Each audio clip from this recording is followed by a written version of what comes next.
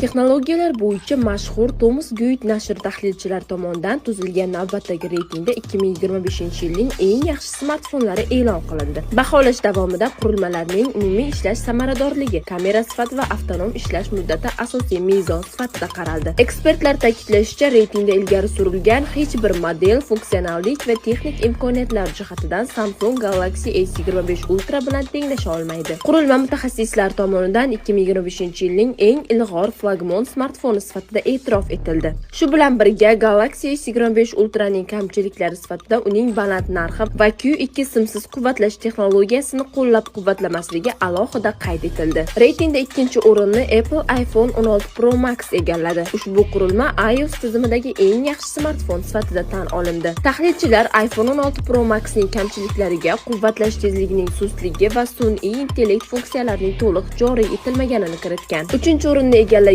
Google Pixel 9 Pro esa sun'iy intellekt imkoniyatlarining kengligi bilan ajralib turadi. Biroq u umumiy ishlash tezligi va batareya xizmat davomiyligi bo'yicha raqobatchilaridan biroz ortda qoldi. Shunga qaramay, 4700 mAh sig'imdagi akkumulyator va samarali Tensor G4 chipi yordamida qurilma sinov davomida 13 soat 30 daqiqa ishlashga muvaffaq bo'lgan. Reytingning 4-pog'onasini Google Pixel 9a, 5-o'rnini esa OnePlus 13 egalladi. Ekspertlar OnePlus 13 modelini narx va sifat darajasiga ko'ra Android flagmonlari orasida eng optimal tanlov deb hisoblamoqda. Bundan tashqari ro'yxatdagi kuchli 10talikka quyidagi telefonlar ham kiritilgan: iPhone 16, Nothing Phone 3e Pro, Samsung Galaxy S25, Motorola Razr Ultra,